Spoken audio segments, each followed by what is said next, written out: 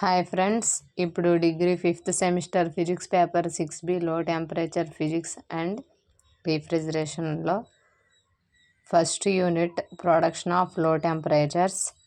Production of low temperatures అంటే low టెంపరేచర్స్ని ఎలా produce చేస్తాం అంటే ఎలా ఉత్పత్తి చేస్తామనేది ఈ యూనిట్ అంతా కూడాను. ఇందులో ఫస్ట్ టాపిక్ ఏంటంటే ఫ్రీజింగ్ మిక్స్చర్స్. అసలు ఫ్రీజింగ్ మిక్స్చర్స్ అంటే ఏంటనేది ఇది చదివి ఏంటో తెలుసుకుందాం. When we add salt to the ice then its melting point decreases. ఎప్పుడైతే ఐస్కి మనము సాల్ట్ అనేది యాడ్ చేసినట్టయితే దాని యొక్క మెల్టింగ్ పాయింట్ అనేది ఏంటి డిక్రీజ్ అవుతుంది. As we have seen in this case of potassium iodide water system. Water సిస్టంలో చూసుకున్నట్టయితే మనకి ప్రాసెస్ అనేది కనిపిస్తుంది. When potassium iodide is added to the ice then the melting point of ice decreases at level -23 degrees centigrade.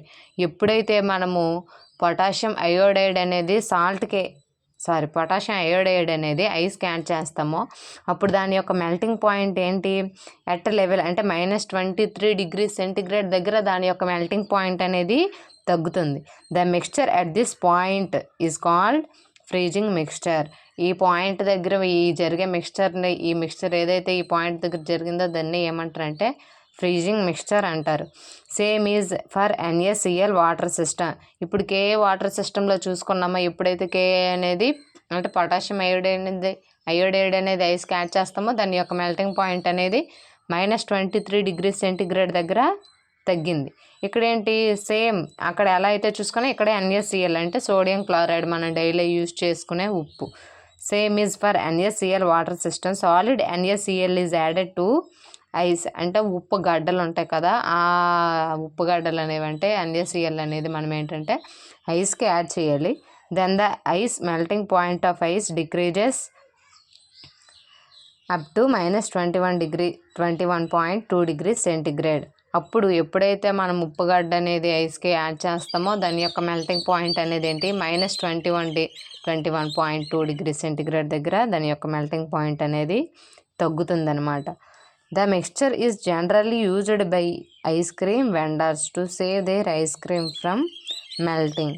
అంటే ఏంటి ఈ freezing mixture అనేది mostly ఎక్కడ అంటే ఎవరు మోస్ట్గా యూజ్ చేస్తారంటే ఐస్ క్రీమ్ వెండర్స్.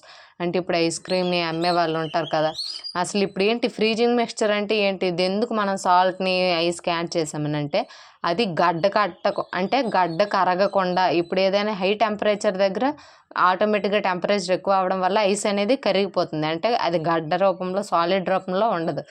అందుకే ఇక్కడ ఏంటి దాని యొక్క మెల్టింగ్ పాయింట్ ఎప్పుడైతే మనం సాల్ట్ అనేది యాడ్ చేస్తాం ఐస్కి అది కరగదు, మెల్ట్ అవ్వదు అనమాట. సో ఏంటి ఇప్పుడు ఐస్ అమ్మేవారు ఏంటి అది మనకి గడ్డ రూపంలో ఇస్తారు. అది ఎందుకు మనకి ఏదైనా కొన్ని ఐస్లు తిన్నామనుకోండి మనకి ఉప్పుగా అనిపిస్తుంటుంది మనం టేస్ట్ చేసేటప్పుడు.